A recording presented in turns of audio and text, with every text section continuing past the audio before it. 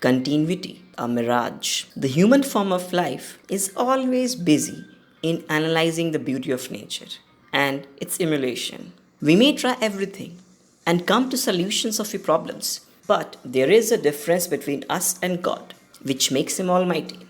The name is no misnomer for him.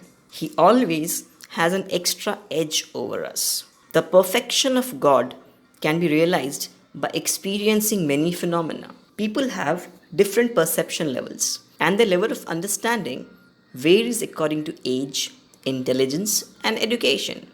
So, according to my observation, the biggest drawback of humans lies in failing to make continuous things. According to me, we emulate to fool ourselves to by modeling continuous things with contiguous behavior.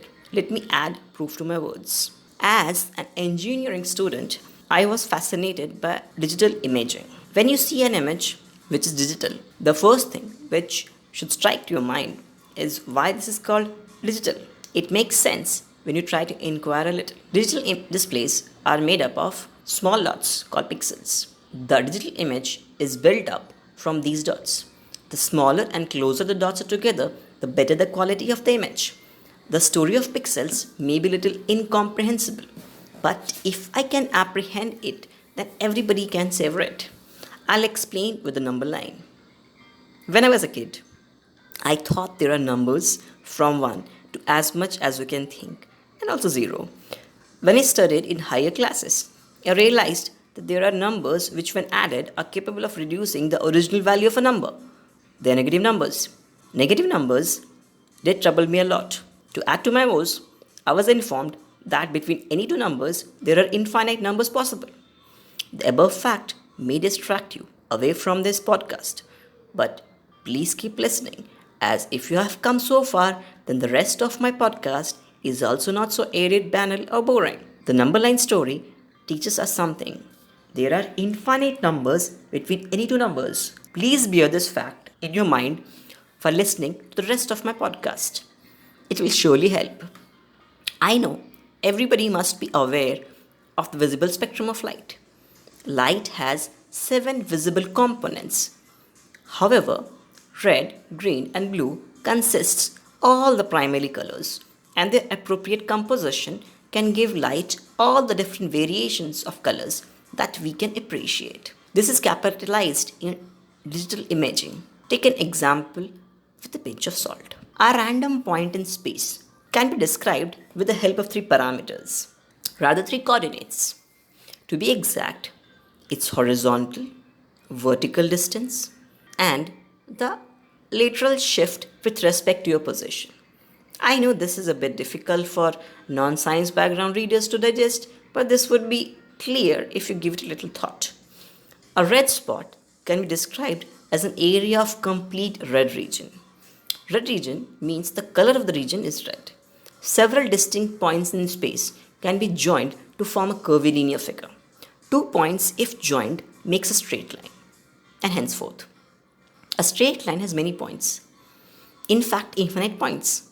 But only 2 points are sufficient to describe a straight line. This fact is not true for other figures. An area is also comprised of many points. The details of several points may give us an idea about the area, but it's not exact.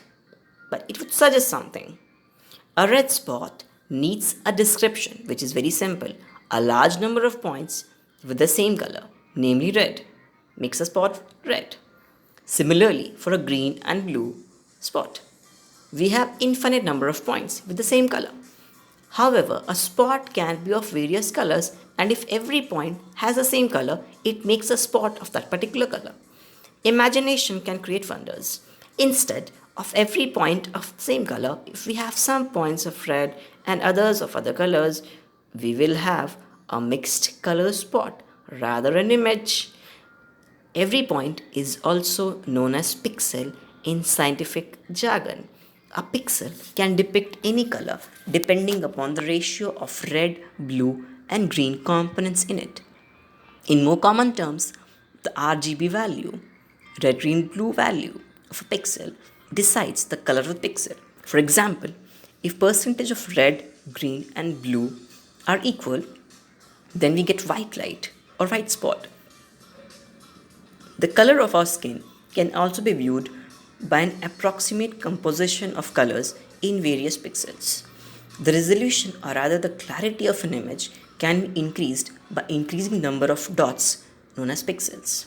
If we double the pixel numbers or reduce the individual size of pixels, the clarity or resolution will increase. But our eyes read the final image best because the limit to the sensory perception.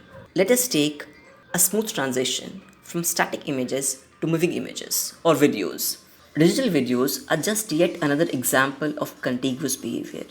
Our eyes can differentiate between 10 images in 1 second, and if we try to observe more than 10, our eyes cannot function properly. In digital videos, around 24 frames or images are smoothly exposed to our eyes and all are linked to each other, such that we cannot differentiate between them, and thus, once again, the continuous model fools us, and we term the phenomenon as moving pictures.